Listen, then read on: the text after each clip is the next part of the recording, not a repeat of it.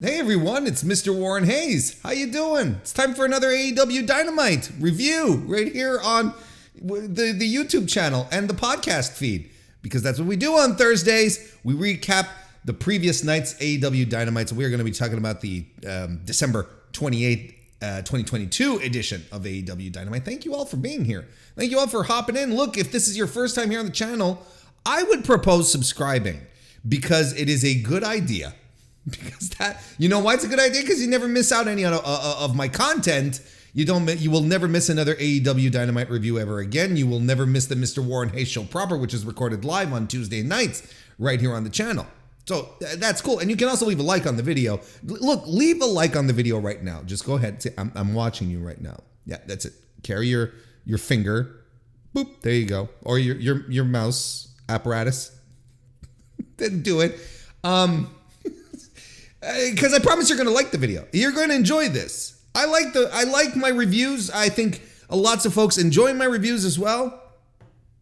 You're about to be part of something great here. An AEW Dynamite review. Coming out a little late as opposed to what I usually do today. Apologies for that. For those of you who are more on the reg, who know that this pops up like early afternoon on audio and a little later in the day for people who follow me on YouTube. But look, the important thing is that it's here. It's here, and it's going to be fantastic. You can trust me on that. That is a guarantee.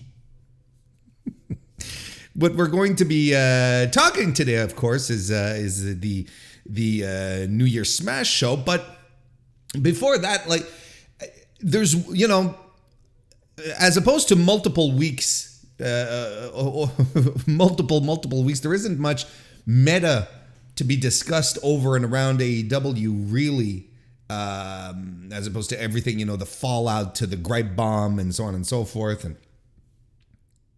But I guess maybe, and that's trust me, that's a good thing, because you kind of always want to talk about wrestling. You don't want always to talk about drama and, oh, this is what's going on in the news. However, we do have to underscore the fact that the world of wrestling was shaken up this week because Dax Harwood has a podcast. Dax Harwood has a podcast, and he's been lighting the world on fire. He's been talking right and left and right, saying all sorts of stuff. Some things that don't necessarily jive with me. I'm at a point where I'm like, man, I wish he hadn't started a podcast. But there's one thing that I do want to point out, because I think it does like touch on to stuff which is meaningful for AEW and AEW wrestlers, right? Because on his debut, he of course, they look smartly enough. He and Matt Kuhn, and shout out to Matt. I love Matt. Matt's fantastic, and he does a fantastic job. They did the smart thing and got the elephant out of the room, right? Just push the elephant all the way out. And like, let's talk about CM Punk. Let's just get that out of the way. And they talked about that. And it's a very good show. Don't get me wrong. Like it's very interesting, and unsurprisingly, Dax has a lot to say. But Harwood said that he wasn't sure, specifically when talking about CM Punk, he wasn't sure if CM Punk was going to return ever to AEW, but he hopes he does. And because he even said that he wanted a locker room where the Young Bucks, Kenny Omega, and CM Punk could be a part of it. And here's the quote actually that he used. This is a quote from Fightful here that I'm using. He said, quote, "If we can make it work, we can set up the future of professional wrestling for a long time, and we can change the course of professional wrestling for a very long time. When you think about it unselfishly, we are doing this for wrestlers 20 to 30 years down the road so guys and girls can make a living." Basically, he's saying, look, you know what? The four of you guys should really be able to sit down together and find a way to make it work. Let's make money together. And isn't that what I've been saying from the get-go? You know, this is not the podcast where I sat down and I went into detail combing through the reports saying, you should believe CM Punk, you should believe the Elite. I have my reservations. Nothing surprises me when it comes to CM Punk and his attitude. I'm on record about this. This isn't the thing that I'm most shocked about. CM Punk is his own worst enemy in certain ways.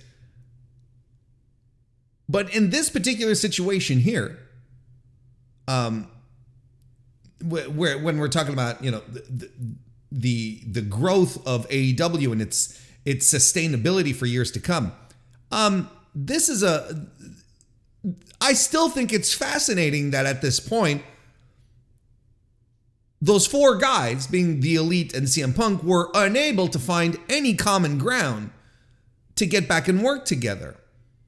And, I don't think either, we have a pretty good idea of who talks to media, who, or at least who speaks to whom. Let's put it this way. So whenever we hear reports about the locker room hates this guy, the locker room hates these guys, you always have to take those with a little grain of salt, because I don't think it's a generalization that is necessarily accepted. Like even Ricky Starks a couple of weeks ago came out and said, I liked having CM Punk around. He always watched my matches and so on and so forth.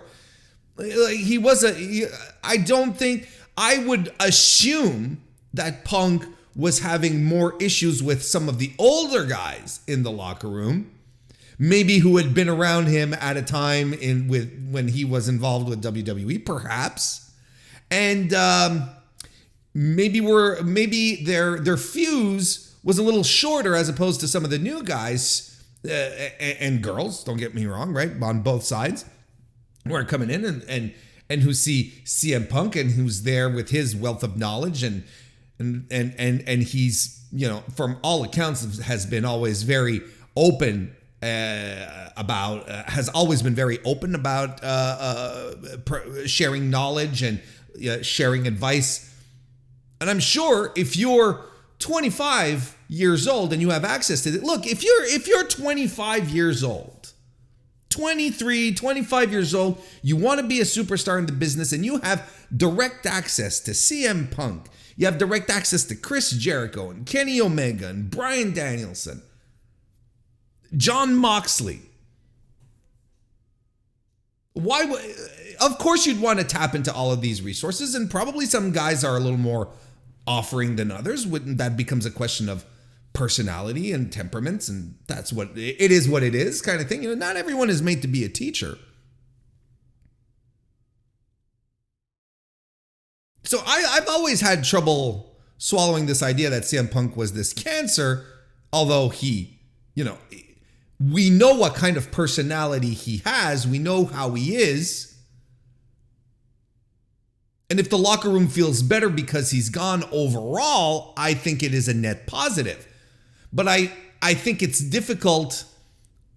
I still think it's difficult to believe that he was at the core of so many issues. No, sorry, let me say that again. I still find it difficult that him being at the core of so many issues, none of them were able to be properly settled outside of a fight that ended up with suspensions and people getting fired and people allegedly having their contracts being run out. I just think it's very strange. And we've seen it in the ratings. We saw it.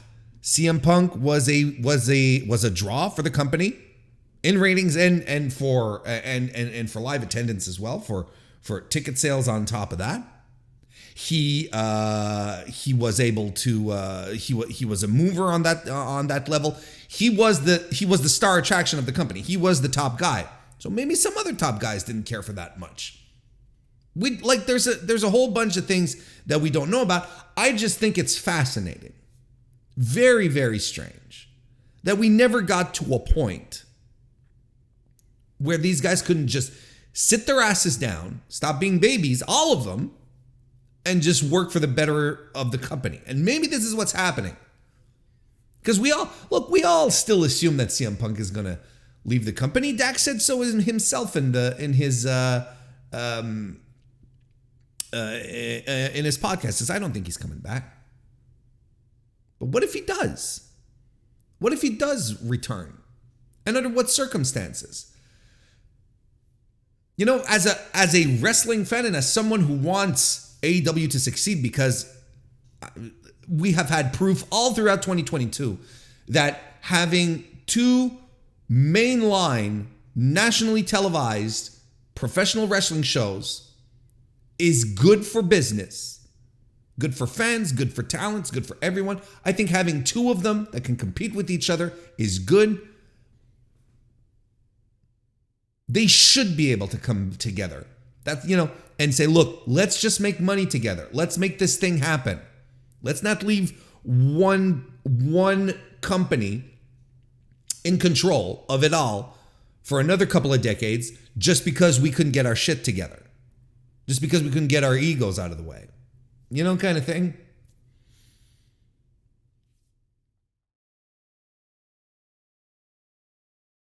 I think it's interesting. I think it's look, this is going to be the biggest speculative of 2023 moving forward, right? Is CM Punk coming back to AEW? Because a lot of us were convinced. I threw in.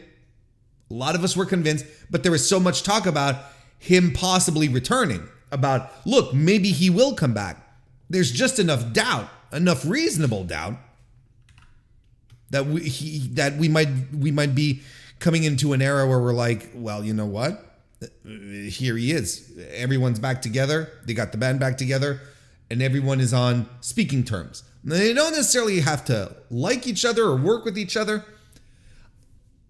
And whatever situations that CM Punk created backstage to generate so much of these cancer, so much of these cancer comments, or, you know, that he was a dark cloud backstage, because Phil does carry a dark cloud with him. I mean, this is systematic. He has never worked in a promotion where it's been all nothing but rainbows and Mindy's muffins. You know, he's never worked anywhere where he hasn't been a dark cloud, I guess, you know. We can't be naive about this either and say, well, CM Punk, he wasn't that bad. Well, listen, hang on. We got to take a few steps back here. And if people are coming around and saying, look, I liked having him around, I can understand that some people didn't, but I did. The point is, ultimately, and this is something that I've sustained, they should be able, as adults, as adult humans who are running a business apparently, they should be able to sit around a table, work this shit out. Because, look, if he were to come back, Kenny Omega's healthy, John Moxley's healthy, Danielson is on his, you know, there's the big rumors that this might be his last year. You got Danielson's last year. You have Chris Jericho tearing it up. And you have all the young guys coming up. Then you have the Ricky Starks. You have Ricky Starks. You've got Darby. You've got Hobbs. You've got Jack Perry. You've got everyone working under. And MJF, what am I talking about? This company would have everything in its power to be unstoppable.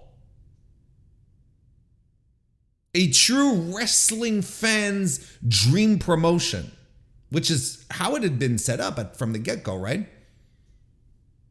Get your fucking egos in check, boys. All right, let's get to the review. AEW Dynamite New Year's Smash was broadcast on December 28th. I already said that. From Broomfield, Colorado, in the First Bank Center.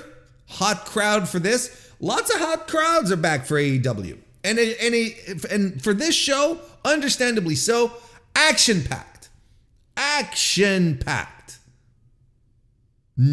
Tons of matches. Look, we had 1, 2, 3, 4, 5, 6, 7 matches on this card. 7 matches. And everything worked. Everything clicked. Good to excellent matches on this card.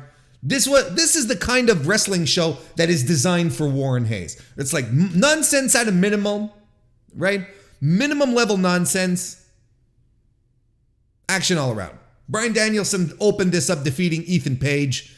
We've got MJF in a skybox with, as he says, quote unquote, the only hot chick in all of Colorado. Turns out to be independent wrestler Daddy Doom. I think this wrinkle in the, this is what I think. Didn't MJF say this when he was coming up toward in his build towards his world championship win, right? And around when he got married, he said, "Yes, I got married, but that doesn't mean I can't play the field," or something like that, right? So, that connects. I think this is funny. Page attacks Danielson early on with a body slam, flying elbow, strikes by Danielson, round kicks in the kitchen sink, knee to the gut. Ethan Page stays out of a surfboard, but then gets stomped on his knees by Danielson. He's like, "All right, then I'll just break your kneecaps. No biggie." And Danielson, honestly, in this match, he's just picking Page apart, which is great to see. Page uses his strength to get an advantage, but he eats a missile dropkick by Danielson, followed by a suicide dive. So we're on the floor here. We get back into the ring. Stokely Hathaway steps up to distract Danielson, which allows Page to kick Danielson and get a bit of a heat segment. But of course, Danielson gets the upper hand at some point, or the better upper hand. You can get the upper hand, but have you ever thought about getting the better upper hand? That's something you don't hear about every day, and which actually makes a lot of sense because we all have a better hand. We all have one hand which is better than the other, which is why you're a righty or a lefty, right? You either write, because I write with my right hand. Like most of the things of what I do, I'm very conventional. There's nothing unique. Most of what I do is with my right hand. My left hand works fine, but is not as, dexterous. So my better hand, if I were to get the upper hand on someone, I would hope it would be with my right hand as opposed to my left one. Just saying. What were we talking about? Oh, yeah. An avalanche hurricane rana by Danielson follows. Ethan Page avoids a running knee off the apron. He plants Danielson on the floor with a huge power slam. We get back into the ring. Page hits a cutter. And he short arms Danielson up onto his shoulder, which I audibly gasped. I thought that was cool. But Danielson reverses it into a tornado DDT. Page rests his way out of a label lock attempt and hits an avalanche power slam on Danielson. Goes for the ego's edge. Danielson slides out of it. Busaiku knee, head stomps, and a regal stretch. This match is done. Ethan Page loses to the greatest pro wrestler to ever do it from the United States. American Dragon. There you go. Great, fun, good, strong match. And one where, you know what? You know how I keep talking about the concept of lanes, right? When I talk about AEW? Oh, everyone's up. This is a match that also established the fact that Ethan Page is not ready to be in Danielson's lane. He's not there yet. And he's going to be, by losing to Ricky Starks and by losing this one here, it's clear that Ethan Page is not ready to go up a ceiling, right? He's not ready to change lanes. He's going to stay in this mid-card environment for a while, and I think that's fine. He didn't look bad by any stretch of the imagination. This is not what I'm saying. I'm saying this is what his role is going to be here for a while. And just in the way they wrestled the match as well, Danielson outclassed him. But this is the thing, right? This is what Danielson does. Since he's been back in AEW, he outclasses everyone he wrestles. He hasn't lost many matches, and the matches that he's lost is with people who are severely on his level, or on his lane, I should say. So yeah, when I say he picked Page apart in this match, he really did. Page got some offense in, but there was nothing that made you believe. Outside of the power slam on the floor where I thought it was, oh shit. There was nothing here that made you believe that. Paige had this one in the bag. You're like, Danielson's just too good. And this is what this kind of match is for. There's nothing wrong with this. This was not a squash. It was competitive. We get a video package where Samoa Joe is explaining his past alliance with Wardlow, saying, I picked up on all the things that make you tick, or something like that. Then Wardlow is backstage. He gets interviewed, but before he can really get into stuff, Joe blindsides him with a steel pipe. He goes all Tanya Harding on him. He takes his knee out. Ba-blam! And we get an interview with Hangman Adam Page backstage. He's with the Dark Order guys. It's been 2 months since he's wrestled. First of all, Renee Paquette comes in to do the interview. And I really like this. Renee Paquette comes in and she asks him, Hangman, so do you have an update on your status? And he goes, oh yeah, wouldn't you like to know, or something like that. It's like, of course you'd be asking, or something to that effect, because she's John Moxley's wife, right? And then she goes, well, what are you gonna do? This is my assignment, kind of thing, you know. And Paige goes, I'm sorry, that's rude. I like that. I don't know. This, Hangman apologizing, realizing, look, she's got nothing to do with this. She's just doing her job. It's the equivalent of, snapping at the barista, because you had to repeat your order twice, and you're like, look, I'm sorry. There's 20 people behind me, 10 in front of me. I'm sorry. I didn't mean to be rude. I apologize. You're just doing your job. You're doing your best here. It's been 2 months since he wrestled, says Hangman Adam Page, but he doesn't have any timeline right now for his return. However, the trainer, who's right there, doing the flashlight thing to the eyes, says that if Page continues following protocols, he might be able to wrestle in 2 weeks' time. 2 weeks' time, I'm in Los Angeles. See, Page is so good. Page is he's like, well, you mean the big Los Angeles show? And we're okay. Yeah, that show. But the guy says, the trainer says, look, you got to stop picking fights with Mox. He didn't say it like that, but he's like, you have to stop running out there picking fights all willy nilly, because if something were to happen, we're back to square one. Page's like, because he wanted to go out and fight Mox again, right? Because Mox has a match coming up. And he's like, oh yeah, Mox has a. It's like he doesn't read the board, backstage. Wait, Mox has a match, brother? Did you just literally walk in? Show call was 2 hours ago. Are you just arriving? The Blackpool Combat Club duo of Claudio Castagnoli and Jon Moxley defeated Top Flight in another really dope match. And in a match that had, from the second third on, was just delightful. Was so good. The BCC are in control early on. Dante gets in control, though, for his team. Lands a standing shooting star press. Jon Moxley uses the hammer and anvil and elbows, but Darius clips his knee. Top Flight then, they start stretching Jon Moxley in the ring, but Mox fights back. He lands a throwing suplex slam on Darius.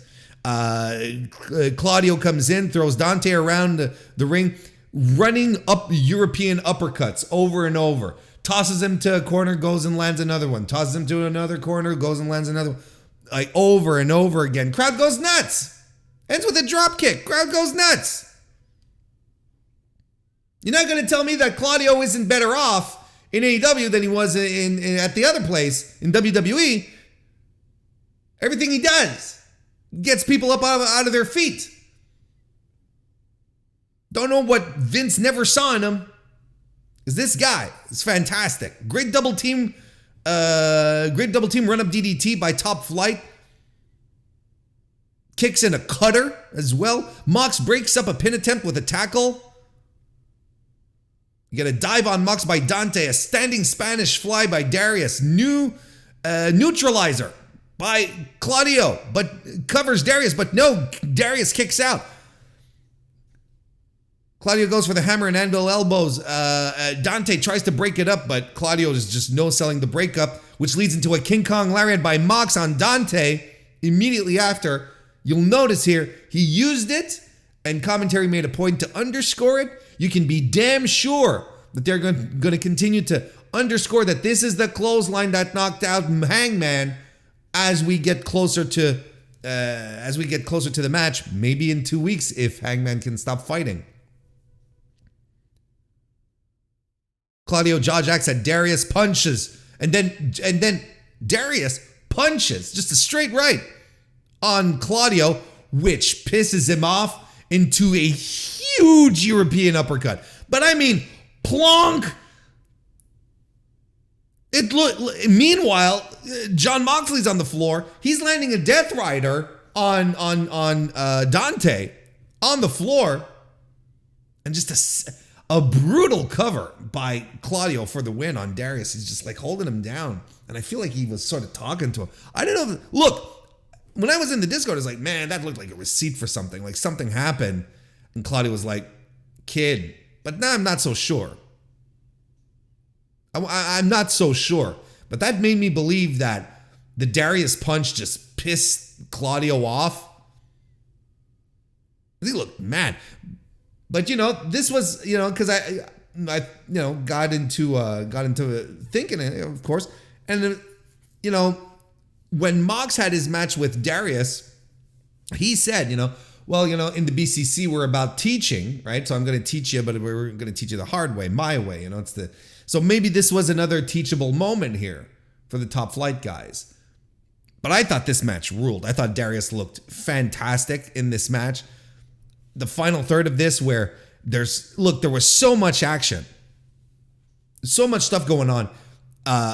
Both guys in Top Flight just hitting all sorts of moves, getting on top of the BCC here.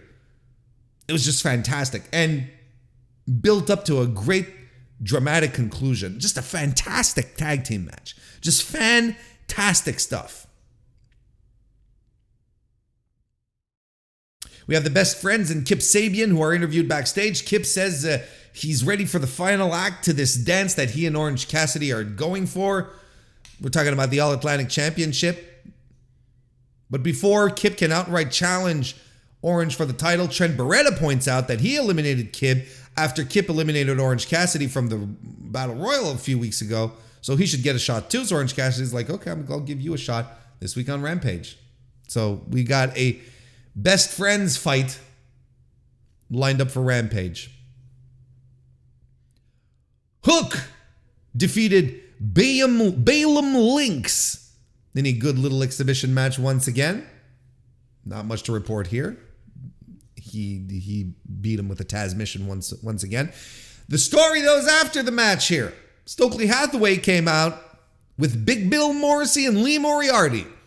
He calls Hook the Southwest Airlines of pro wrestling. And they start coming for him, but Jack Perry comes out for the save. He tussles with Moriarty, who's playing defense, so Big Bill can take care of Hook. And Hook and Morrissey are standing toe-to-toe. Because you need that visual. You need that big visual. Hook teases the T-bone on Bill, but Bill resists, goes to chokeslam him. But Jack Perry makes the save, swinging a 2x4. Oh! Tough guy. So this story keeps going forward. I'm enjoying it. I think it's it's a very simple mid-card feud. Well done so far. I like it. I think the payoff to this match or these matches will be a lot of fun. And this is what they did here. They just teased Hook suplexing Morrissey. They just teased it. So now he wasn't able to do it, but now you want him to do it. See? Booking isn't hard. It's not that hard.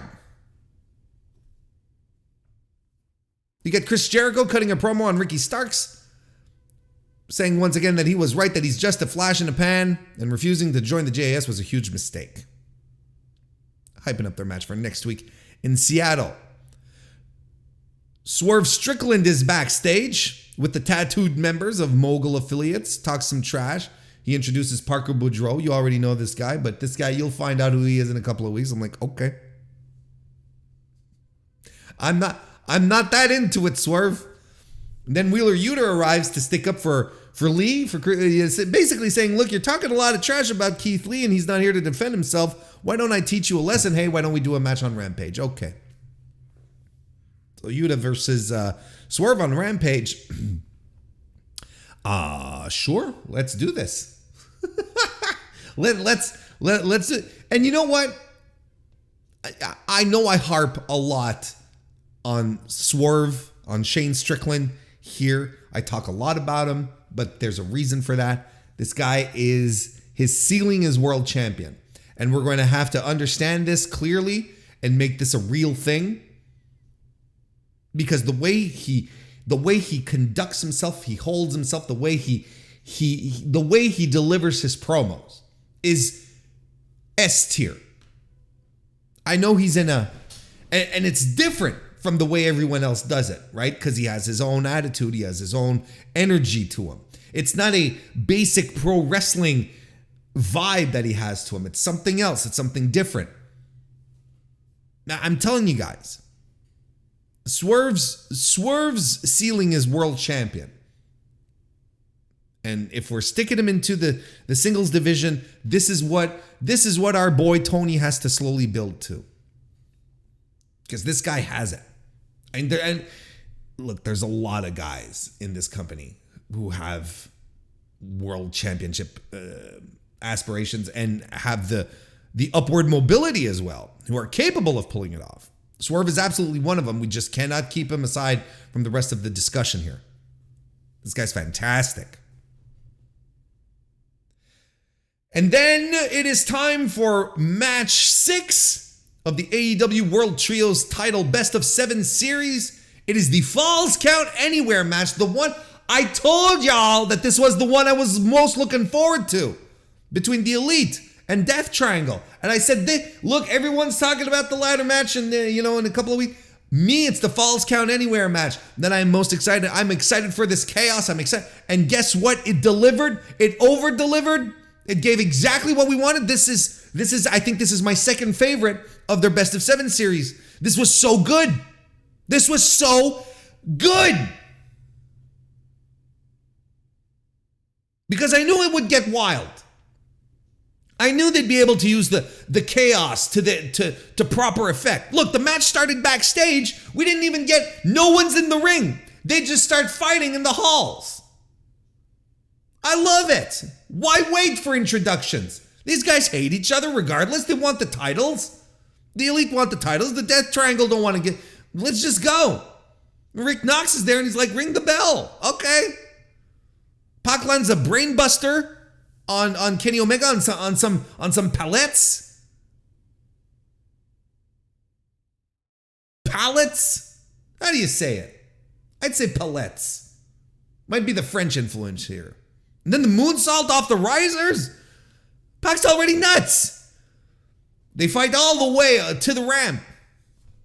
And I love that. They start backstage. They're on the big screen. Everyone in the audience is shouting. And then when they finally come out, everyone's losing their mind. So they're fighting on the ramp. Rey Fenix, of course, he finds his way up at the top of the entrance. And he tornillos off of it. And he gets up to celebrate. Out of nowhere, Kenny Omega runs in with a V-trigger. All this shit rules. Pac Germans on the ramp.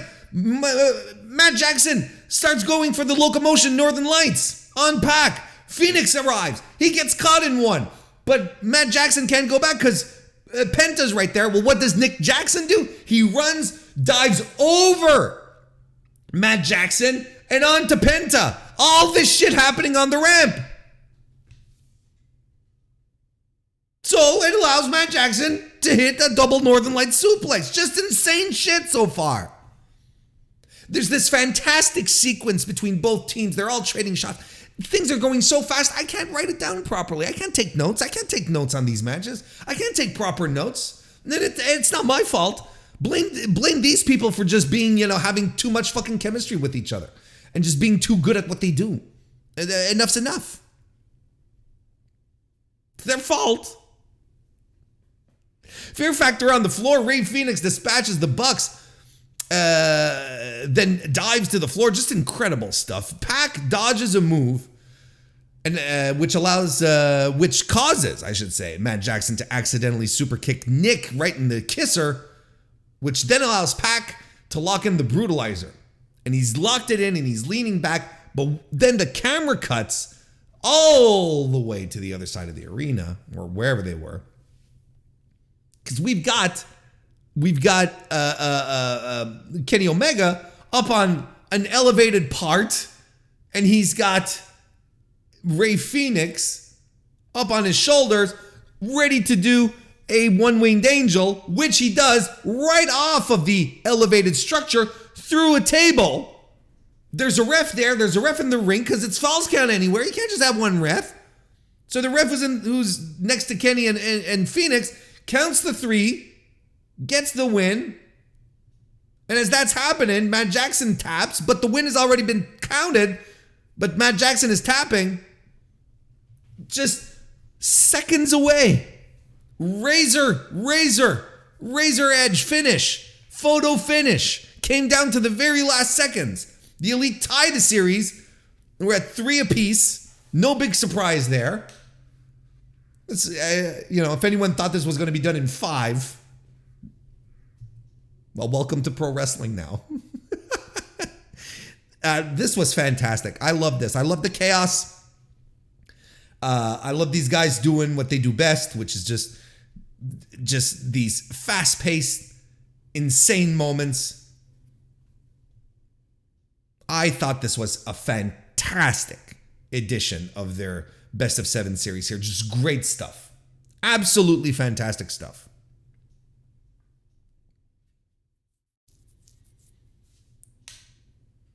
Then we have the Acclaim to do a as the kids say, they do a diss track on Jay Lethal and Jeff Jarrett. This was all right. This was fine. Took a lot of shots at Jeff Jarrett, which I thought was really funny, including the Kurt Angle's wife line. You know Karen's gonna show up on. She's gonna show up on Dynamite. You know this, right? You know this, right? At this point, she's gonna come in for a payday. If you don't think Jeff is not going to get his wife on TV now, again, welcome to pro wrestling. And we had TJ defeating Ruby Soho and Willow Nightingale.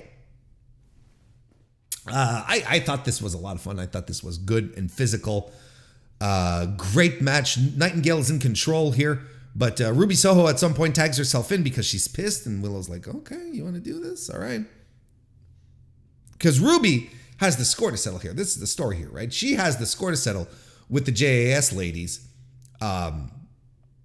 Whereas she just recruited Willow for backup to be her partner. But Ruby's like, no, this is my fight. I should be fighting here. So some great double teams by the baby faces on top of that. Anna clips Willow's knee, and the heels have a heat segment. Willow Nightingale is your babyface in peril for this match.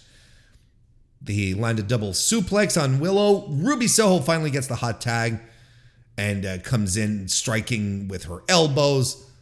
She lands the no future on Tay, but covers, but Tay kicks out of it. A lariat follows by Willow Nightingale. Pump kick by Tay, and then Zaguri.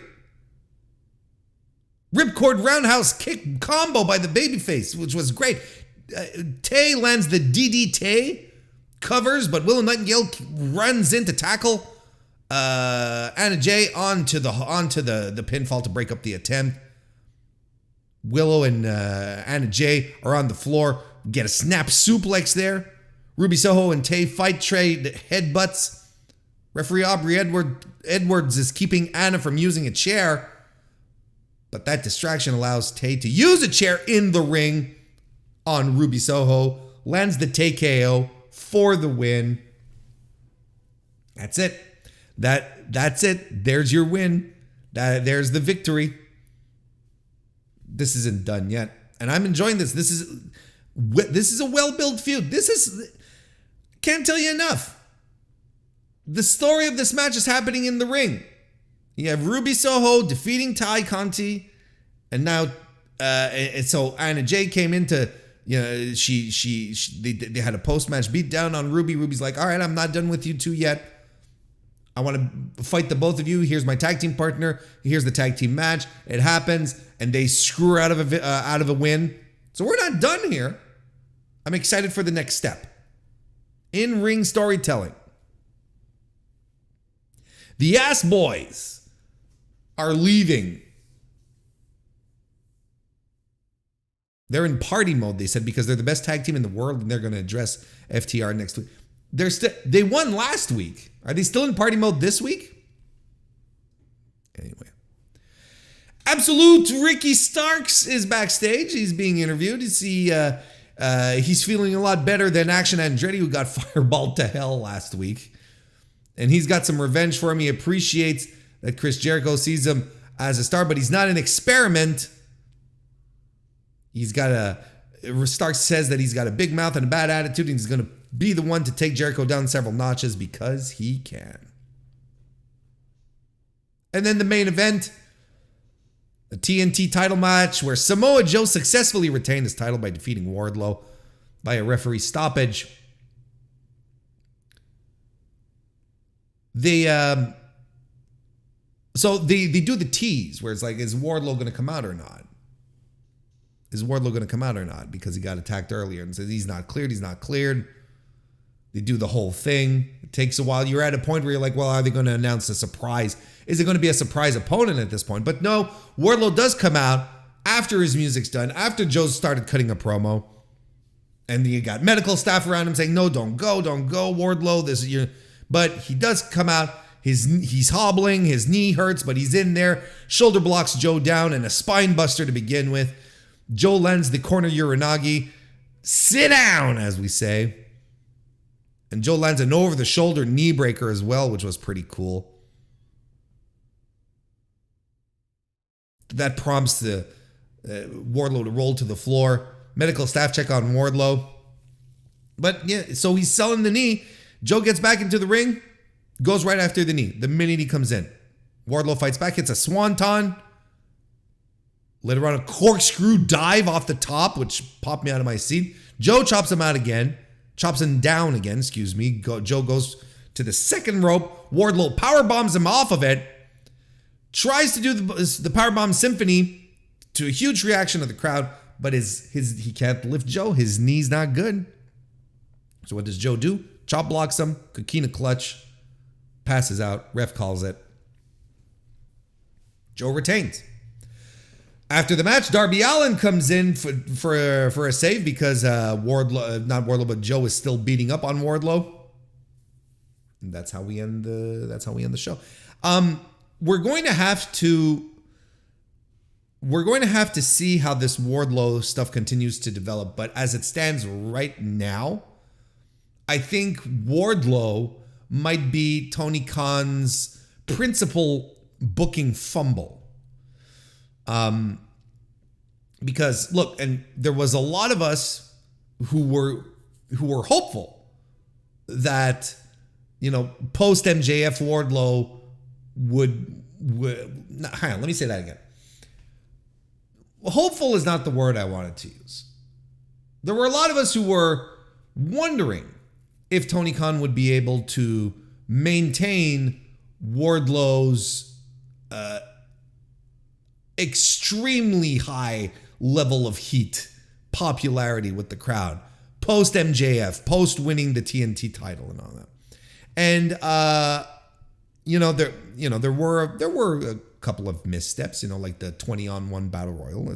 But we can relegate that to memory, and it's not a problem. But is Wardlow still over? Yes, he is. And the Powerbomb Symphony is super over. You saw it last night when he was teasing, pulling it off with Joe. People were just right up on their feet. They were excited. That's what they wanted. But the guy's still over, but maybe not as hot as he was. And I think I don't understand the reason to cool him off. Like, I don't see why you'd want to cool him off unless you're thinking to yourself, Wardlow needs to switch lanes. He needs to maybe move away from the TNT title and start hanging with the big boys, which is, again, something that I am relatively capable of giving some elbow room to, because I feel Tony Khan is sensitive to these things. But then again, like my reaching feeling here is that it won't go in this direction, because I don't think Wardlow's booking has been very good for the past 3 to 4 months. Not as good as it should be. Not as good as it should have been. Let's put it that way. He should have been, frankly, I think the easiest thing to have done with him is to do a weekly TNT title open challenge. Bring that back. Bring that part of what Cody was doing back. Bring in people from the independent circuit. Have people from your own roster, come in and just lose to Wardlow. There's nothing wrong with that, because you're building a star. Wardlow is starting to feel a little more like another one of the guys on the roster, whereas previous to this, in the whole build to him and MJF and winning the TNT title, in all of that build, he felt special. He didn't feel like another guy. He felt special. So maybe a little bit of a droppy the bally here, maybe a little screw up on the part of Tony Khan here. I don't think it's going to go down as as far as 2022 is concerned and Wardlow's booking is, I think it will ultimately be remembered as a fumble. I think it's hard to disagree with that. The guy's still over, that's fine. But Wardlow could have been, I believe, the hottest act in all of wrestling. The way people were reacting to him and the way he was being pushed, I think Tony could have continued down that path. But things got muddled. Look, was it everything that was happening backstage that we talked about previously? Maybe. He was very candid about what was happening in his own personal life as well.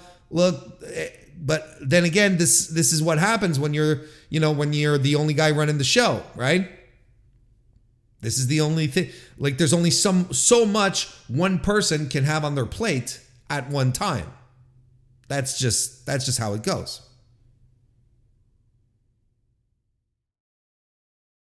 So, in my opinion, I feel like the only way to move out of this is, look, you either have Wardlow step away for a while. They gave him a knee injury. You could play off of that. You could write him off TV a little bit for that. You write him off TV for a while, have us miss him, have him come back, and that usually works its magic too.